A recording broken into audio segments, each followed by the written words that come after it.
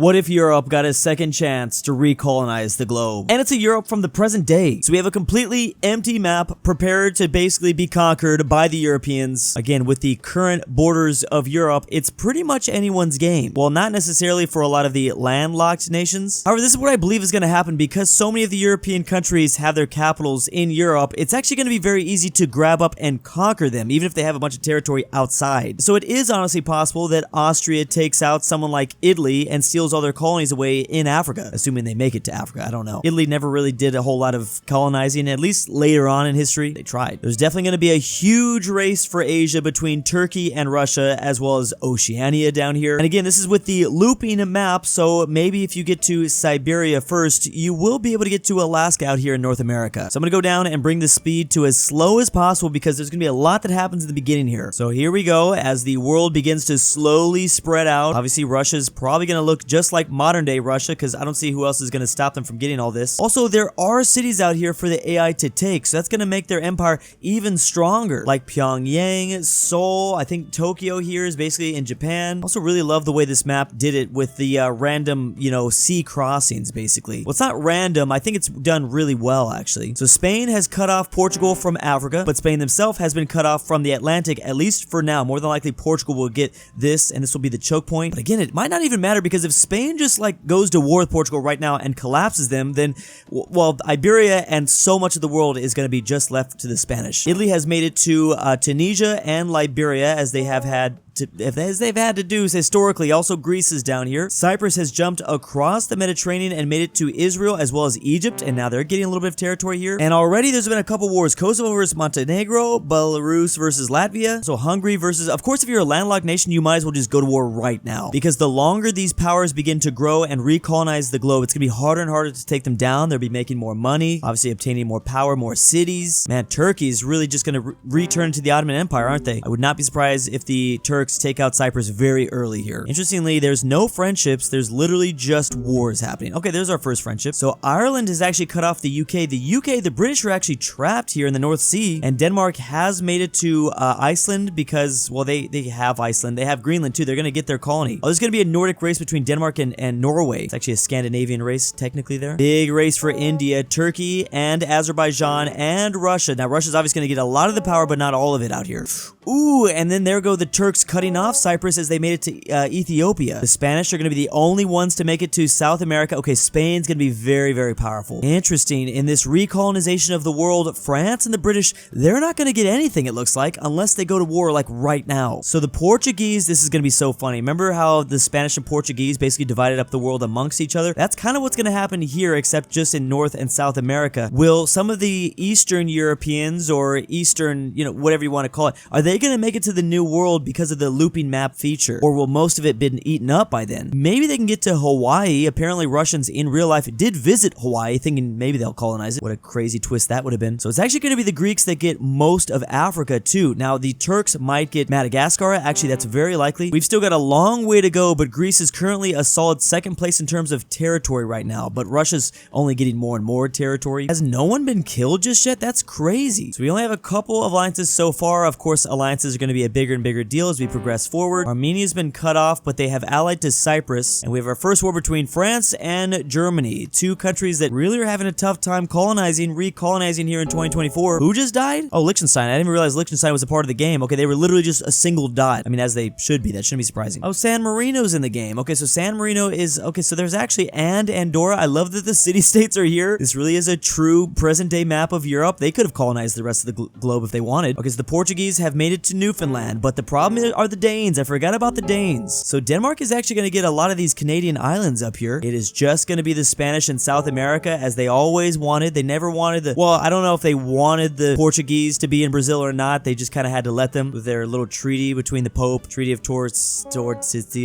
Albania is definitely strong. Oh, Albania just died. We now have the North Macedonians making a little bit of, they've become a coastal nation. Wait, North Macedon and, okay, this is Kosovo. I see. I'm getting real confused on what's going on inside there. And finally, the Azerbaijanis have been cornered off. Okay, these mountain ranges are making a big difference. Wow, Russia's gonna get all of China too, all of the Korean Peninsula, all of Japan. Will Denmark? It might be Denmark that actually makes it to Alaska. No, I think actually the Russians are gonna get Alaska. They're already so close to being over here. But the Turks will be getting all of Oceania, so that is something. Or will they? Because the Russians are gonna get to Taiwan and then probably the Philippines. Now, where does Greece go from here? It's possible that maybe Greece lands in Argentina, possibly. So Latvia was just conquered by Estonia. There's only 2 Baltic nations left. Moldova's gone because Ukraine. Sweden has been conquered, so they were landlocked anyways, only making the Norwegians and Danes a little bit more powerful. Ooh, interesting. Oh, wow.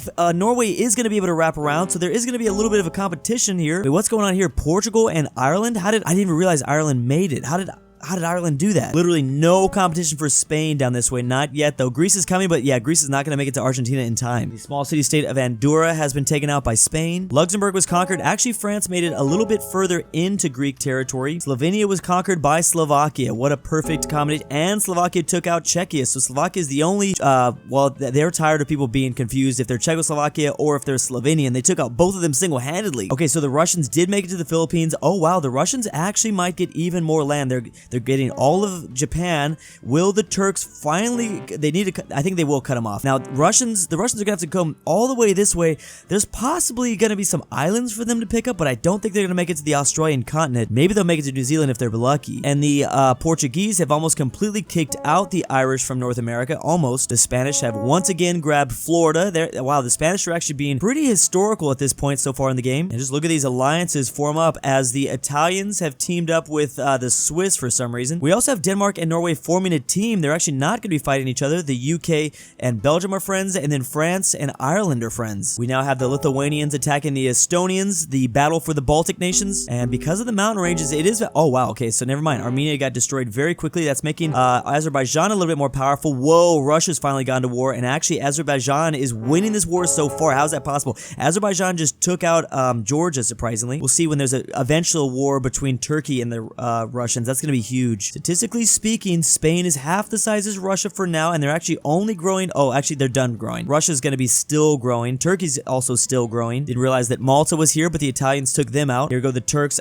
trying to fight back Cyprus. I think they will win that war, but you know what? Greece is also going to gain a little bit from the collapse there if they do. And of course, there they go. They did. Actually, the Greeks look like they gained more than the Turks did for that war. Wow, the Greece is like, thank you for that. Oh man, this rivalry. I can't even imagine what's going to happen between the Greeks and the Turks here. Oh, Switzerland went to war with France and actually got a little bit Swissier. The Swiss lake has grown. British do have some sea territory, but it's obviously not enough to get to the New World. Wow, look at Denmark. So Portugal actually stopped colonizing. They pretty much became the United States of Portugal over here, and Denmark is going to become Canada. They're going to be meeting the Russians, I think, very soon. Whoa, Greece actually made it to Perth, Australia, surprisingly. Man, it's getting crazy, and the wars haven't begun. This is going to be completely different world wars in this universe. I mean, and these are going to be world wars, let me tell you. How did Malta actually just regain their freedom? They revolted away from Italy. Let's see how long that lasts, though. Portugal and Denmark have declared war on each other. Okay, these are huge colonial wars that are happening here in North America. There's literally no front that's happening in the European continent, though. A lot of treaties taking place, but again, Spain has not chosen a side. Wow, Portugal, France, and Ireland. That is certainly a big team. Also, we have Ukraine, Romania, and I think this is Serbia. This is definitely one of the more crazy games of the World War Simulator that I've ever seen. And the Russians have made it to Russian Alaska. They might get a good amount of it, but Denmark's closing in fast. It's going to be Portugal that makes it to the Hawaiian Islands first. France has landed in London, and the UK had to move their capital back to Scotland. Malta, once again, was conquered by the Italians. Man, and Azerbaijan actually did gain a little bit of land here from Russia. The Russians did get cut off here in the Pacific by the Turks after they've colonized everything. They're going to be making it their own to the Pacific. Oh, they are. Wow. They're going to get very close to the Hawaiian Islands, but they won't take it. It's going to be a border actually between the Turks and the Spanish. This is going to be a crazy, crazy game. I love the way this world's set up so far, actually. And there's actually a lot of landlocked nations that can still have a lot of power.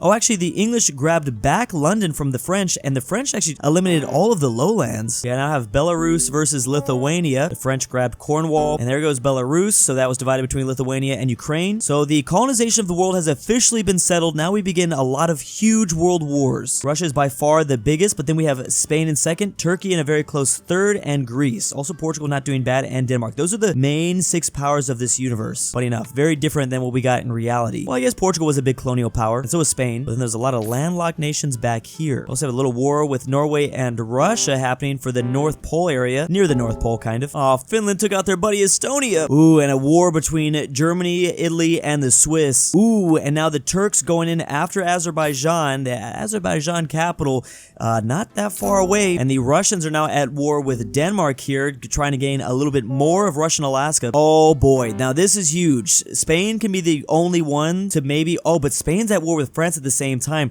This is already kind of a big world war that's happening. At the very least, it's kind of a halfway world war, because actually four continents are kind of involved. If Spain takes out Portugal right now, are they able to banish themselves to the New World like they did in reality? They might have to change their capital to, oh, Andorra just got their independence.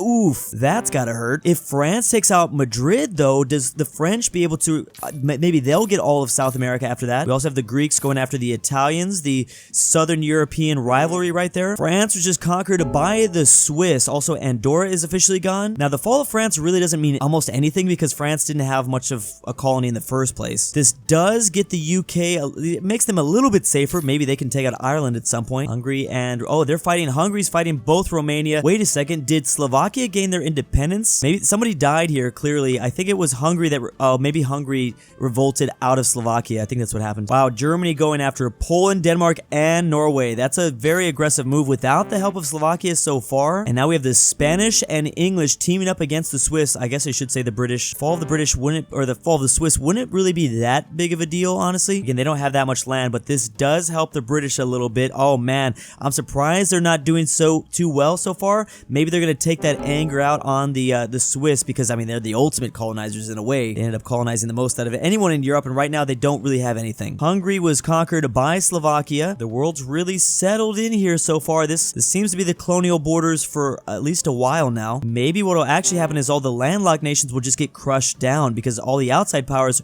are getting more and more powerful. Oh boy, yeah, see, there goes Poland. They might fall again to the Russians. How many times are you gonna let this happen? Finland versus Norway, but with the help of Denmark. Oh, there goes Denmark. Oh boy. Okay, Portugal is about to get really powerful. It was the Germans, so I don't think the European powers, they can't just move their capital to the New World, at least not yet. They need to get either bigger or have more cities or something, rank up to empire status at least. So the Germans just took out Denmark, and that's going to have a massive impact on the New World because Portugal is going to get even more powerful, also Russia as well. And the Norwegians are kind of oh, that's right, and the Norwegians get a little bit bigger too without their Danish friends. Norway is a little bit more alone now here in the north, and we just had the collapse of Romania. Ukraine got a lot of land out of that. Interesting alliance between Russia, Ukraine, and Greece. That's a powerful one. The Turks don't have as strong of any friends, at least for now. Spain and, I guess Spain, this is interesting that these two are on opposite teams for now, but there's an interesting like Spanish-British alliance and then Irish-Portuguese alliance. The Balkans are slowly cleaning up a little bit more and more. Oh, here we go. Here goes Ukraine. Ukraine is, oh, they're actually after Turkey as well with the help of Greece. Oh, there goes Bulgaria. Oh man, the Greeks though. So it's Greece and Ukraine versus Turkey. Russia's not involved in the war, but if they did, Turkey would be in a bad situation. The Greeks have landed in the